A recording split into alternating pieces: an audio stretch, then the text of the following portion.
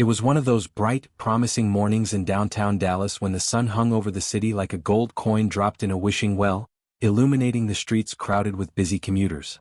Among the bustling sea of suits and hurried footsteps was a man named Elijah Reynolds, a delivery driver who had forged a life from grit and perseverance. He was no stranger to the countless judgments and dismissive glares cast upon him by those who believed they were above his station. Despite this, there was a quiet dignity about him that spoke volumes. Today, however, he would encounter underestimation on a much grander scale.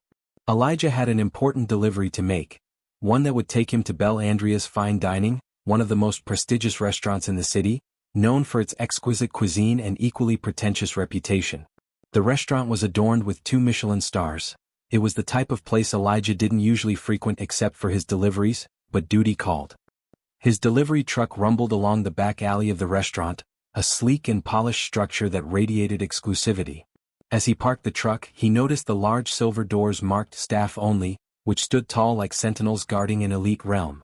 Elijah took a deep breath, slid on his gloves and grabbed the invoice clipboard, carefully stacking the boxes of organic produce and specialty seafood onto a dolly. He rolled it toward the entrance, inadvertently catching the faint sounds of laughter echoing from inside. The laughter sent a prickle of unease down his spine, a mix of ridicule and superiority. Nevertheless, he shrugged it off. He had learned long ago that people often underestimated him based on appearances or his job. With the swift knocks of knuckles against steel, Elijah signaled his presence. When the door swung open, he was met by a young man in a crisp white chef's jacket. The chef stared at him as if he were an inconvenience, an unflattering expression plastered on his face. Behind the chef, 2 staff members peeked out, one stifling what sounded like a chuckle and the other rolling her eyes. "Delivery drivers are supposed to come earlier," the chef snapped, his tone laced with irritation. Elijah maintained his composure, extending the clipboard toward the chef. "I'm right on schedule, sir. Fresh seafood from Gulf Coast imports and the organic greens you requested." The chef waved him off with an air of condescension. "Whatever. Just bring it in and don't block the kitchen entrance." Elijah pushed his dolly forward into the kitchen. The atmosphere inside was a stark contrast to the pristine facade outside. Although the kitchen gleamed with shiny stainless steel appliances and every corner mirrored wealth, an unsettling sense of hierarchy permeated the air. The staff moved quickly but with an undeniable sense of self-importance. They didn't seem proud of their profession. Rather, they flaunted their status within the restaurant like badges of honor, each interaction filled with subtle disdain for anyone who wasn't part of their elite circle. "Make sure you're not blocking the chef's station," a woman barked at him, donning a sharp black suit. She barely glanced at him, her clipboard becoming her shield as she strutted past. "Yes, ma'am," Elijah replied with determined politeness. He focused on his task, unloading the boxes with care. Yet, he could feel eyes on him. 2 waiters stood off to the side folding napkins, exchanging whispers that were meant to be inaudible but were clear as day to him. "What do you think?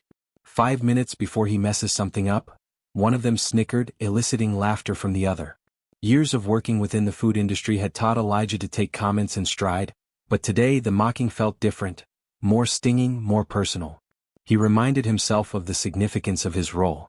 "Just keep moving," he thought as he steadily unloaded his first set of boxes, ignoring their taunts, focusing instead on carefully placing everything in its designated spot. As he maneuvered his dolly deeper into the chaos of the kitchen, he overheard yet another comment. "You'd think someone delivering to a place like this would at least dress better," another voice chimed in, drawing snickers from those nearby. Elijah glanced down at his uniform. It was clean, practical, and perfect for someone hauling boxes all day. But to them, it was evidently not fine dining enough. Just a moment later, he passed a group of line cooks near the grill. They all paused their chatter and turned to look at him, their faces practically mocking. One of them, a tall man with an air that practically screamed trouble, leaned in and whispered loudly enough for Elijah to easily hear, "Betty couldn't even afford to eat here, let alone step through the front door." That was the tipping point. Elijah felt his jaw tighten, pushing the limits of his practiced patience. But instead of responding, he swallowed his irritation, took a deep breath, and continued unloading the last load of seafood. The remarks got louder as he returned outside to his truck for the second batch of boxes. They ricocheted off the kitchen walls and echoed within him, feeling like daggers teasing at his resolve. He could hear them laughing, making snide comments about delivery drivers and their apparent inferiority. With each roll of the dolly toward the kitchen entrance, the laughter only swelled around him, wrapping him in a tapestry of derision that felt suffocating. When he re-entered the kitchen, the head chef, Damien, scrutinized the ingredients with an oddly disdainful expression. Elijah watched the chef's features twist in distaste as if he were inspecting rubbish rather than fresh produce. "Is this the best they could send?" Damien muttered, loud enough for Elijah to hear. Elijah paused, controlled anger stirring within him, prompting him to speak. "If there's an issue with the quality, I can call the supplier," but Damien cut him off with a dismissive wave. "Just drop it off and leave. We've got more important things to focus on." Elijah resumed unloading the boxes, but he couldn't help but keep an eye on the chef's behavior.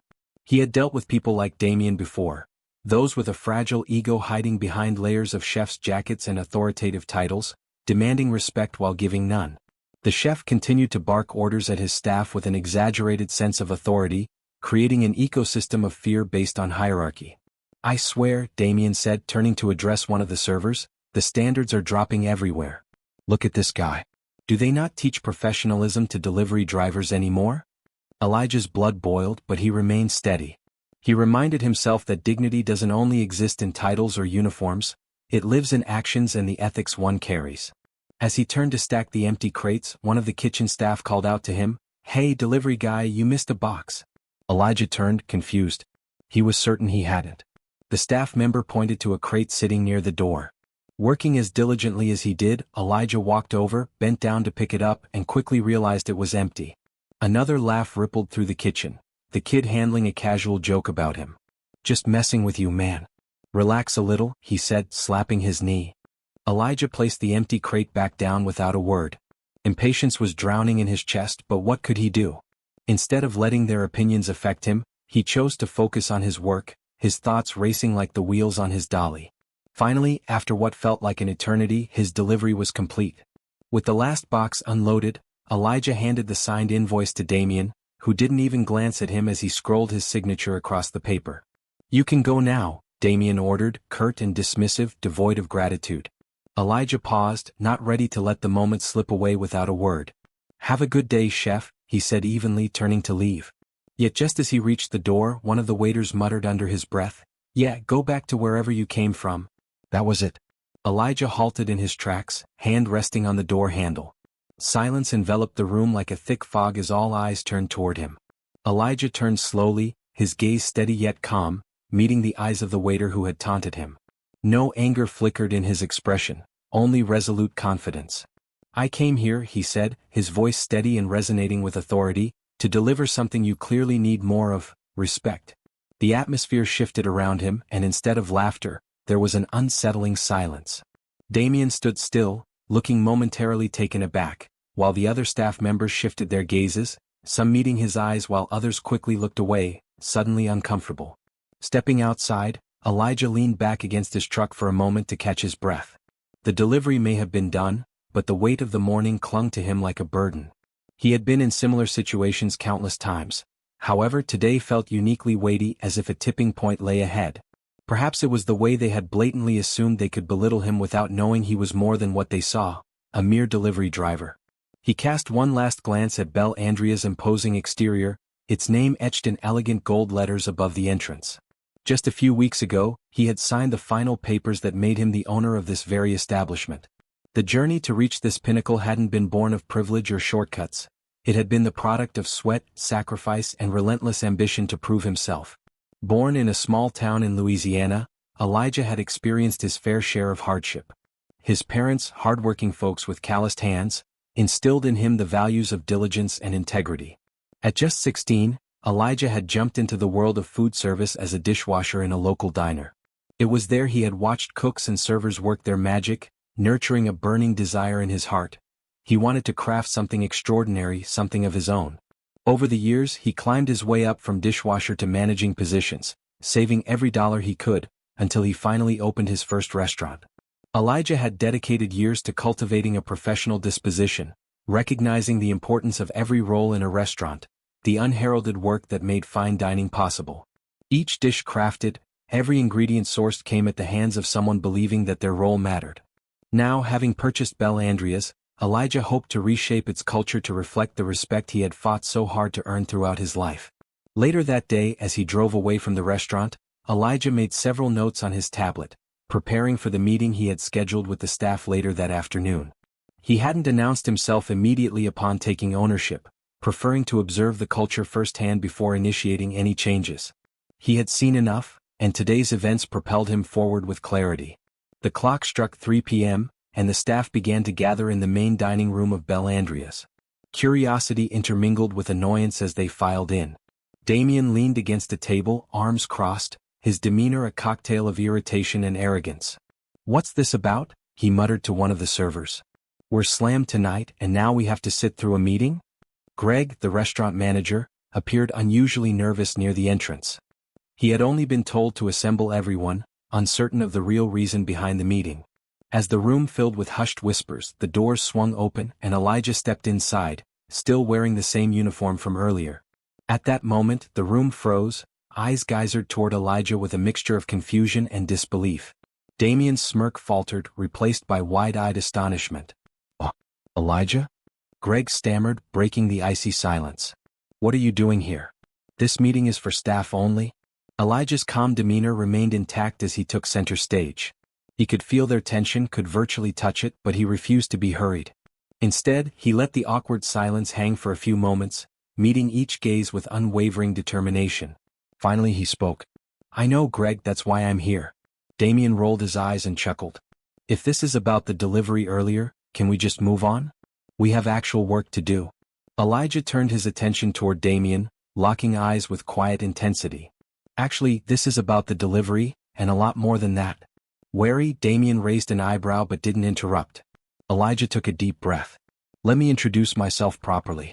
My name is Elijah Reynolds, and as of 3 weeks ago, I'm the new owner of Bellandria's Fine Dining." The room fell into a stunned silence, shock reverberating through the air like an electric current. The atmosphere shifted palpably as those whispers dried up, faces drained of color. Elijah granted them a moment to absorb the news. "You," Damien managed to whisper incredulously. "You're the owner?" "That's right," Elijah confirmed, his voice balanced yet assertive. "And before you say anything, I want you to understand that this isn't about flaunting my title or putting anyone in their place. This is about respect." Elijah paused, letting the weight of his words fill the room. "I spent the morning observing how this team operates. I saw how you treated me because you assumed I was just a delivery driver. I want you to think about what that says, not about me but about you." Damien opened his mouth to protest but was quickly silenced, the staff collectively unable to meet Elijah's piercing gaze. Unspoken shame washed over the employees, their earlier bravado melted away like ice in the sun. Elijah continued, his voice unwavering. "You judged me before you even knew who I was. You made assumptions based on how I looked, what I was wearing, and the job I was doing. That behavior hurts not just me, it hurts this restaurant and its service culture." He could see the embarrassment blooming in their eyes. He could feel the tension and the weight of his truths wrapping around them. "Every person who walks through these doors, guest, staff, or delivery personnel, deserves respect. That's the standard I expect from each of you." Peering around the room, Elijah held their gaze, hoping they'd recognize the significance of his message. As he took a step forward, Damien shifted uncomfortably, a blush creeping up his neck, and the servers fidgeted nervously. With every word that fell from Elijah's mouth, they began to understand that change was imminent. "I know change doesn't happen overnight," Elijah said, his voice softening yet retaining its authority. "But if this restaurant is going to succeed, it starts with how we treat each other. It starts with accountability and respect for everyone." He paused deliberately before continuing. "I didn't start at the top. I worked long hours doing the jobs no one noticed. I've scrubbed floors and washed dishes just like I did this morning. Those roles are just as important as any chef or manager in this room. Without them, this place doesn't run." As Elijah spoke, he saw the shift taking place in their demeanor. The staff remained silent, grappling with the complexity of his words. For the first time, they were absorbing an understanding of their collective impact, their ignorance exposed, prompting them to wrestle with shame. "I don't want you to feel ashamed," Elijah said gently. "I want you to feel enlightened. I want us to embrace a culture of respect where we acknowledge the value of every single role within our walls. From today on, we will build a new culture here. One reflective of our commitment to each other where assumptions and judgments have no place." With that clarion call, Elijah could see their walls begin to crack and the air shifted. He sensed a newfound hope blossoming, however tenuous, amidst the discomfort that had settled earlier. Starting today, if anyone feels they can't be part of this change, Elijah said, this isn't the team for them. Elijah stepped back slightly, allowing the impact of his words to reverberate through the room. There were nods of agreement, nervous murmurs, and the unmistakable sound of reflection. The heaviness hung in the air, but unlike before, there was an atmosphere of kinship growing amidst them. Damon finally broke the silence, his voice hesitant but honest. I didn't mean to be disrespectful. I was unfiltered. I didn't know who you were. Elijah raised a hand gently, silencing him. Actions speak louder than words, chef. If you're willing to do better, then prove it. Show me and the rest of the team that you're here to grow. That goes for all of you. As the staff slowly began to embrace the gravity of Elijah's message, he could sense that foundations had shifted. These individuals who had so casually mocked him were now confronting their own shortcomings, their own limited perspectives. Yes, we all have biases, Elijah admitted softly, we all make mistakes. But what matters is how we move forward. I believe this team can be better.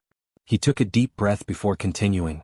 Respect costs nothing, but its absence can cost you everything. With that, Elijah turned to leave the room, a newfound resolve coursing through him. In just a few short hours, the atmosphere at Bel Andreas had completely transformed, tinged with a renewed determination to nurture a culture where respect overshadowed hierarchy. That afternoon, the staff lingered in the room, murmuring apologies to one another, absorbing the weight of the changes that would soon follow. They had no idea how profound Elijah's influence would be, how his words would ripple through the kitchen, sweeping through their hearts and minds in a way they had never foreseen. As Elijah sat at his desk later that day, he allowed himself the briefest moment of reflection. He remembered the laughter that had echoed through the kitchen earlier and the disdain on the faces of the staff. The morning's taunts had felt heavy, but now, knowing he had touched on the roots of change filled him with a warmth that spread throughout his being. In the following days and weeks, Elijah began implementing training sessions focused on respect, kindness, and collective growth. Staff members found themselves collaboratively brainstorming how to foster a more inclusive environment for both employees and guests alike. Slowly but surely, the mocking laughter that had once surrounded Elijah like a shroud began to dissipate and was replaced with understanding and teamwork. Elijah became a visible presence in the kitchen, not just as a boss but as a mentor. He shared tales of his humble beginnings, revealing the funny, heartfelt anecdotes of scrubbing floors and carrying boxes. And perhaps most importantly, he earnestly listened to their stories. Each line cook, server, dishwasher, and manager shaped his vision of Bel Andreas. Days turned into weeks, and as Elijah rebuilt the restaurant's reputation, his heart filled with pride as he witnessed the profound transformation. He found joy in seeing people who once judged him begin to regard one another through a lens of understanding, appreciating the worth of each person's role in the restaurant's success. The staff developed a camaraderie that was palpable, tight-knit communication flowed seamlessly between kitchen and service, igniting a spark of joy that echoed from table to table. Guests began raving about the warm atmosphere and increasingly the culinary excellence delivered by the kitchen team, engineered by Damien himself, now a loyal ally who had shed his previous arrogance. Bel Andreas blossomed into not just a fine dining experience, but a community, a family forged in respect and shared goals. Grateful customers returned frequently, fueling the restaurant's growing reputation as Whitney's hidden gem. The true measure of Elijah's success became evident when a local newspaper requested to cover the restaurant, drawn in by the buzz surrounding its evolution. When they interviewed Elijah, they asked him about the changes he had made. I believe in people, Elijah responded, his voice steady. I believe in respect. My goal was to build a supportive culture where everyone stands together as a team. Every role is vital, whether it involves dishing out laughs or dishing up plates. Everyone deserves a seat at the table. By the time the article hit the presses, Elijah emerged as an inspiring figure, hailed as a leader who understood the value of people, both those behind the scenes and those seated as patrons. His story, alongside that of Bel Andreas' transformation, sparked conversations throughout the city about kindness, accountability, and the power of empathy. Months later, a festive gathering took place in the restaurant to celebrate their success. Staff members mingled together, laughter filling the air. Elijah reflected on the very cycle that had led him to this moment and the sense of belonging that suffused the kitchen now. As he stood amidst the celebratory atmosphere, the door swung open, and the familiar sound of laughter filled the air, a sound that for so long had represented mockery and condescension. But now it represented joy, love, and unity. Elijah smiled, feeling a sense of fulfillment. He was no longer just a delivery driver. He was the owner of a thriving establishment that valued kindness and respect over ego and pride. And in that moment he knew he had truly created something extraordinary, a home for everyone who walked through those elegant doors. The newly forged bonds among the staff offered a testament to the truth he carried within himself. Often, it's not the job that defines someone, but the respect and diligence they embody in their daily pursuits. The journey may have begun with a mockery, but it had blossomed into a legacy he felt destined to uphold. Elijah raised a glass, inviting everyone's attention. To Bel Andreas, he proclaimed, and to the power of change. As glasses clinked together, laughter rang through the restaurant, a sound that cascaded and filled every corner with warmth, a sound that would echo long into the future, reminding every person of their profound journey together in this kitchen of change. And with that, the wisps of mockery drifted away into the past, replaced by a harmony of respect and unity, reminders of opportunities waiting to be embraced, encouraging everyone to forge onward and connect anew, one meal at a time.